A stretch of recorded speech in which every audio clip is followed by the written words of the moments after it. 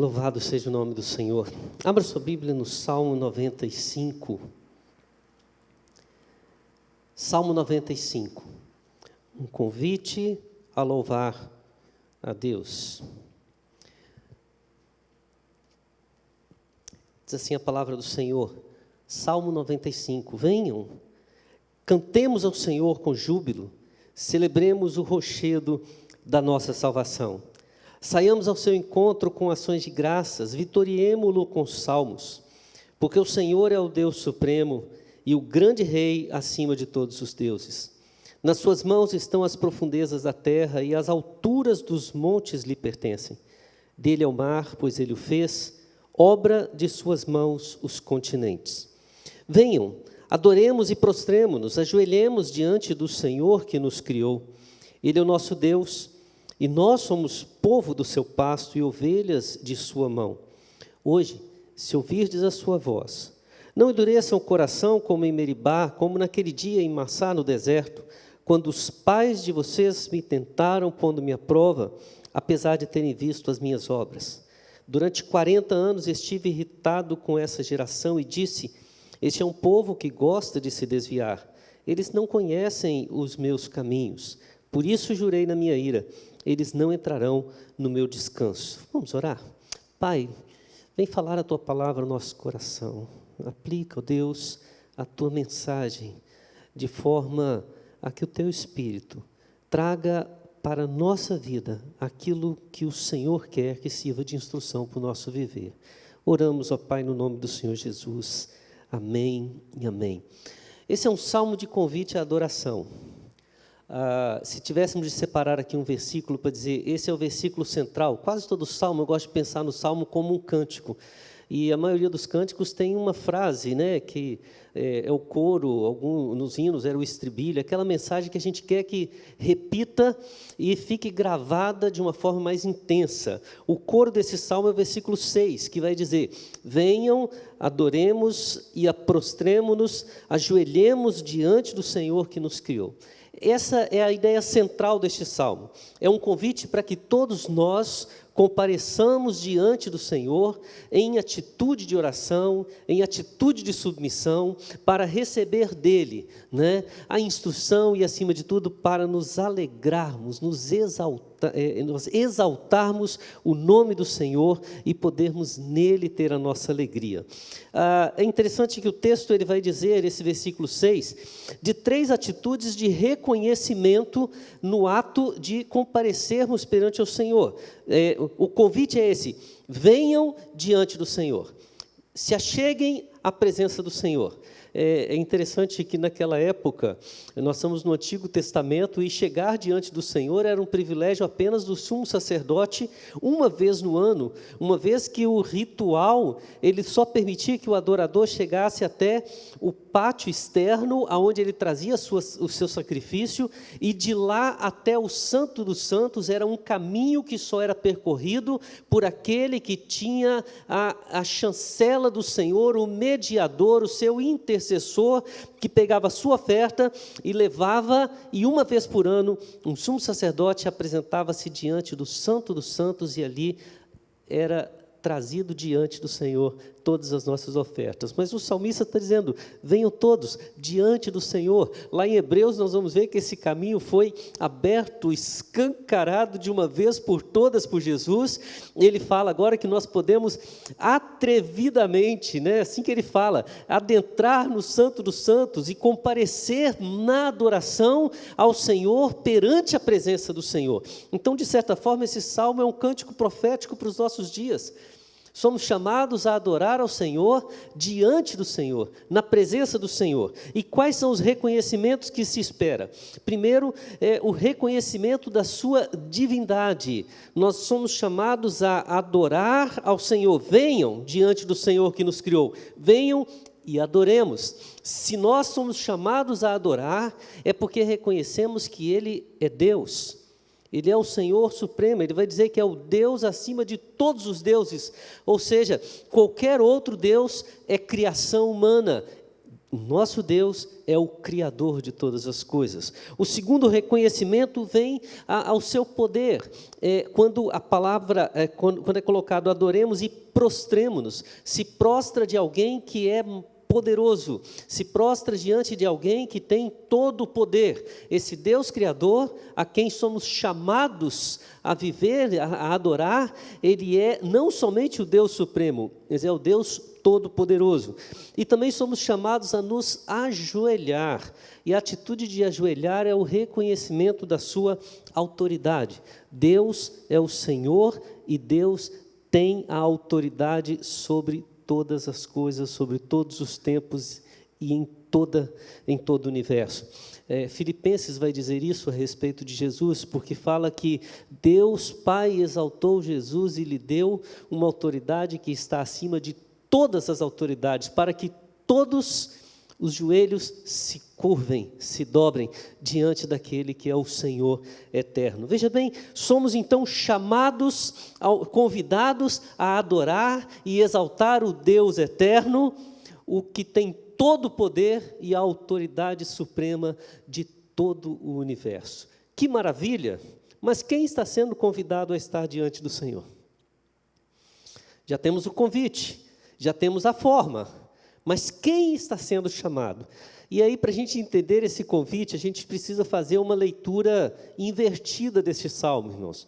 Quando você lê esse salmo, parece um salmo agradável, né? A gente começa exaltando ao Senhor e quando termina, é aquele salmo que você para, olha e fala assim, meu Deus, olha só, eu jurei na minha ira, eles não entrarão no descanso do Senhor. Então, né? Parece que a gente começa com louvor e termina com cântico de sofrimento, cânticos de tragédia. Parece que começa uma história falando de algo que motiva e termina dizendo algo que desmotiva. Não, não. O salmista, de certa forma, ele compõe esse salmo mostrando o caminho inverso, né, para a adoração, para que entendamos, é como se estivesse trabalhando num filme de flashback, né? Onde você é chamado agora a entender a sua realidade, o convite que você está recebendo, e você vai de pouco em pouco voltando na sua história para perceber se de fato aquele convite foi merecido a você. Então vamos lá. Em primeiro lugar, os versículos 10 e 11 vão dizer que Deus está convidando um povo que o provocou a ira. Veja o que é que diz. Durante 40 anos estive irritado. A outra versão diz desgostado. É como se Deus estivesse dizendo, durante 40 anos, e nós sabemos que Ele está falando do tempo que o povo passou no deserto. Ele está citando a libertação do Egito e do início deste momento até o momento em que eles entram na terra prometida. Esse tempo de deserto, foram 40 anos que Deus caracterizou o povo como um povo que o provocou constantemente a ira. E ele disse, esse povo é um povo que gosta de se desviar. A palavra-chave aqui é gostar. O sentimento é todas as oportunidades que eles têm de se desviar do caminho do Senhor, eles fazem com satisfação. Não é algo de, eu errei. Isso me faz lembrar, retornar no tempo, alguns 5, 10 anos, né, quando eu era seminarista ainda, né, tem pouco tempo, isso, quase um pouquinho depois do RevJR, né? Deve ser o quê? Uns 12 anos, mais ou menos. Eu fui trabalhar numa congregação no interior de Nova Lima, em Minas Gerais, e tinha um problema sério, porque todas as férias do seminário eu tinha que voltar para Vitória e ficava um mês no meio do ano e 2 a 3 meses no final do ano trabalhando em Vitória, que era de onde eu saí, onde eu frequentava a igreja, e depois voltava para poder trabalhar na congregação como seminarista. E nesse período de 1 mês ou 2 meses que o seminarista estava ausente, quando eu voltava, eu descobria que quase todas as minhas ovelhas tinham se desviado. Era um trabalho de reconquistá-las durante o semestre, e quando chegava as férias, perdia. E muitas vezes perdia por quê? Porque elas entendiam que aquele era um momento agradável para sair, né, e fazer as coisas porque os olhos do seminarista na época não estavam vigiando. E num determinado momento a gente olhou para a situação e disse: esse povo gosta, né, de se afastar. Não é uma coisa de querer ter firmeza. Gente, olha o que Deus está dizendo para esse povo, que Ele está dizendo: venham adorar-me. É um povo que gosta de estar longe da presença do Senhor. E mais, é um povo que não conhece o caminho do Senhor, diz aqui, né, o texto, é um povo que gosta de se desviar, eles não conhecem os meus caminhos, e a palavra conhecer é um verbo muito interessante aqui no hebraico, porque não é um conhecer no sentido de saber, é no sentido de caminhar junto, de andar. É a mesma expressão que Salomão vai usar ao falar: ensina a criança no caminho. Ensinar no caminho é andar junto, caminhar ao lado. Quando Deus fala não conhece os meus caminhos, significa não experimenta, não está disposto a caminhar comigo. Não quer andar lado a lado. Esse povo, diz Deus, jurei na minha ira, não entrarão no meu descanso. E conhecemos a história. Mas Deus chama esse povo para adorar. E a primeira lição que esse salmo diz para a gente é que a adoração, ela aplaca a ira de Deus. Por mais que Deus possa estar desgostado, irritado com esse povo que se desvia, com esse povo que não quer caminhar e viver a intimidade com o Senhor, quando este povo vem a Ele e o adora, a sua ira se aplaca. Ele recebe a adoração, até mesmo deste povo. Olha que maravilha! Então vamos para a próxima etapa. Se entendemos que a adoração aplica a ira de Deus, mesmo sendo um povo que gosta de desviar, que não conhece o Senhor, e por isso Deus está irado com ele, mas assim, ainda assim, ele é convidado a vir, com a ira aplacada. Nós vamos ver o outro passo que o salmista diz, porque esse povo que está sendo convidado para adorar, é um povo que endureceu o seu coração. Está nada bom, né, gente? Olha o que diz dos versículos 7 a 9. Ele é o nosso Deus, e nós somos povo do seu pasto, e ovelhas da sua mão. Hoje, se ouvirem a sua voz, não endureçam o coração como em Meribá, como naquele dia em Massá, no deserto, quando os pais de vocês me tentaram, pondo-me à prova, apesar de terem visto as minhas obras. Essa cena é uma cena bastante marcante na história do povo de Israel, quando constantemente vai ser falado da revolta que teve em Meribá, em Massá, e ali o próprio Moisés ele vai ser punido pela ação do povo naquele momento. Mas é interessante pensar aqui na palavra, apesar de terem visto as minhas obras. A ideia é que o povo tem um pleno conhecimento de quem é. Não é apenas agora aquele povo que gosta de se desviar, não é apenas aquele povo que não quer andar no caminho, mas é aquele povo que, em primeiro lugar, se orgulha mais do seu nascimento do que da sua missão. Olha o que o texto está dizendo: Ele é o nosso Deus, e nós somos povo do seu pasto, e ovelhas da sua mão. É mais ou menos como se estivesse dizendo assim: eu sou o filho preferido do papai. Então posso fazer o que bem entender, que papai nunca vai me castigar. Mamãe talvez, né? Mamãe é mais dura muitas vezes, né? Irmãos, é como se aquele povo olhasse para o deserto e entendesse que o fato deles terem nascido como povo de Israel, já alcançassem por isso a benevolência do Senhor e não precisassem de mais nada. Eles estão orgulhosos de ser quem são, e não estão entendendo o porquê e o para que Deus os chamou do Egito e os levou para a terra de Canaã. Um povo cujo coração se endurecia, primeiro por causa do orgulho, e segundo por causa da sua incapacidade de reconhecer a grandeza de Deus, mesmo diante de obras tão portentosas, tão grandiosas. Um dos grandes problemas que temos visto com a igreja evangélica no Brasil, de uma forma muito intensa ultimamente, é a busca por sinais. Graças a Deus não está sendo tão frequente nos nossos dias, mas houve uma época em que se falava de uma massa andante dentro da igreja brasileira, que quando um sinal aparecia em um determinado local, esse grupo migrava todos para poder contemplar o poder de Deus naquele local, e quando passava aquela manifestação do poder, eles iam para outra busca de outro local, e igrejas de um dia para outro se tornavam igrejas grandes, cheias de membros, lotadas, e de repente quando começava a perceber, usando a figura de Moisés, que a face do pastor começava a desvanecer, todo mundo saía e ia procurar outro cuja face brilhava. E o interessante é que, apesar de verem tantos sinais de Deus, a transformação de vida não acontecia no coração dessas pessoas.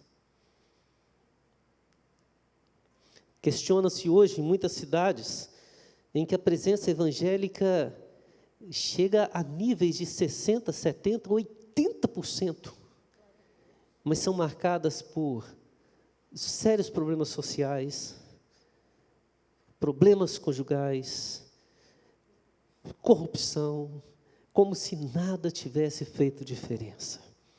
Irmãos, Deus está chamando esse povo para adorar ao Senhor.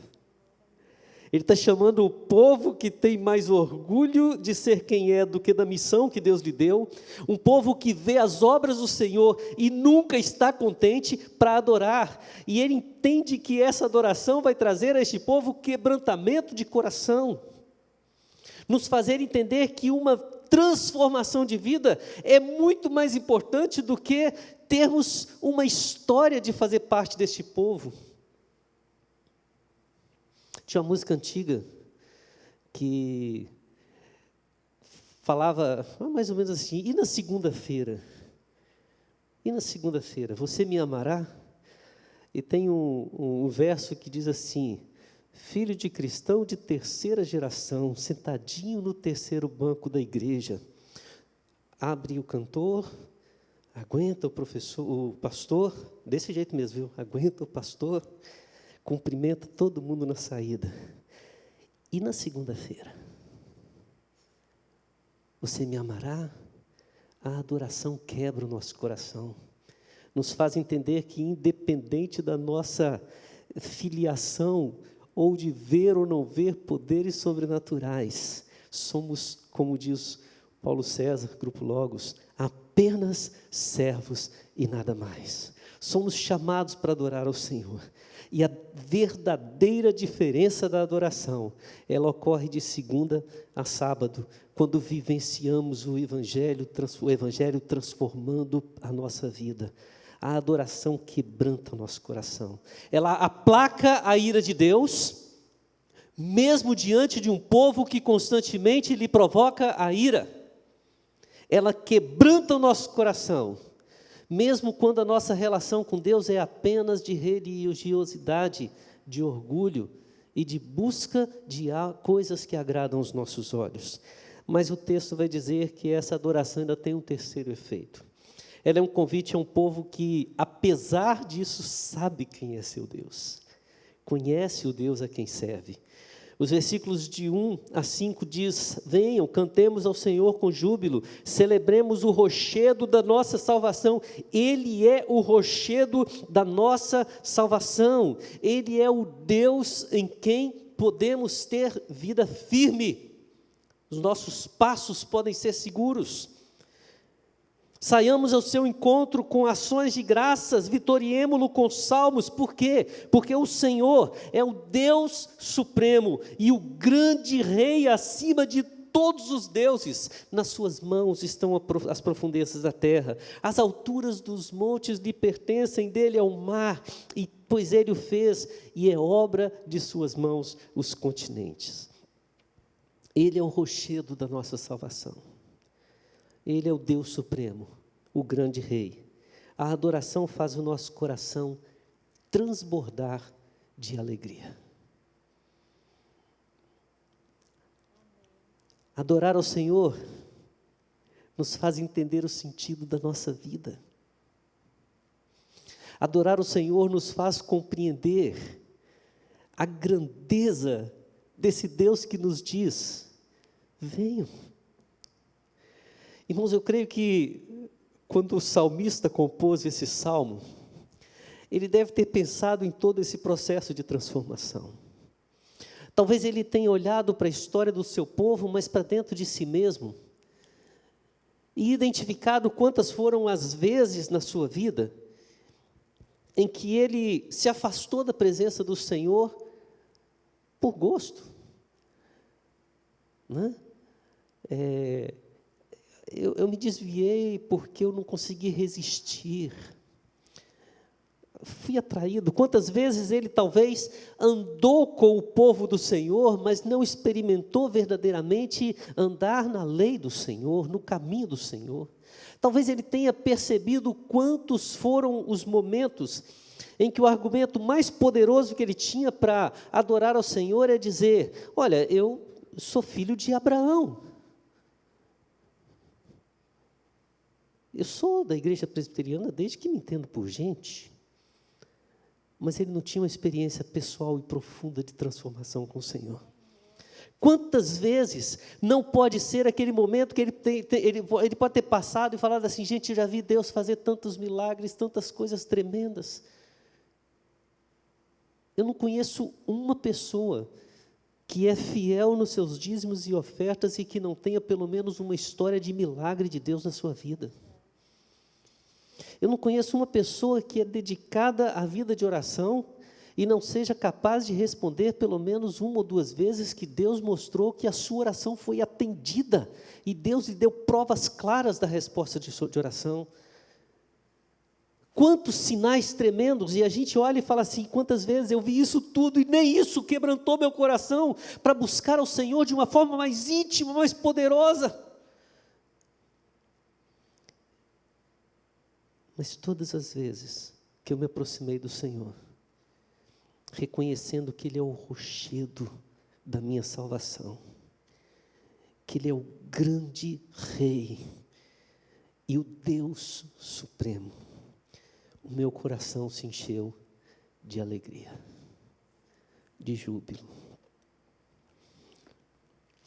É muito gostoso quando a gente olha experiências como pudemos ver agora há pouco, né?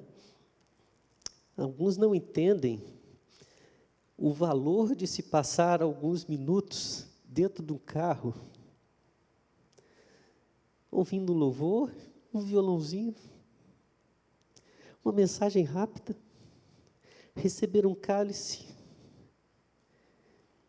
Mas quando você está longe daquele que é a sua alegria há tanto tempo, olhar para o lado e ver que tem alguém dentro do outro carro compartilhando, naquele momento de culto, de adoração, meus irmãos, isso transforma, não é um dia, isso transforma um mês, transforma a nossa história. Impossível conter as lágrimas, o coração acelerado. Foi assim que eu me senti no dia que a gente celebrou a ceia pela primeira vez, depois desse longo tempo de pandemia. E assim que vários irmãos se sentiram agora no culto ali do drive-in, tendo a oportunidade de adorar ao Senhor.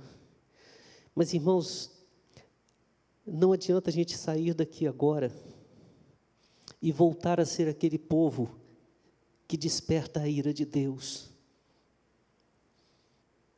que vai se desviar de tudo que Deus está fazendo com prazer, com satisfação. Não adianta a gente sair daqui agora e voltar a vivenciar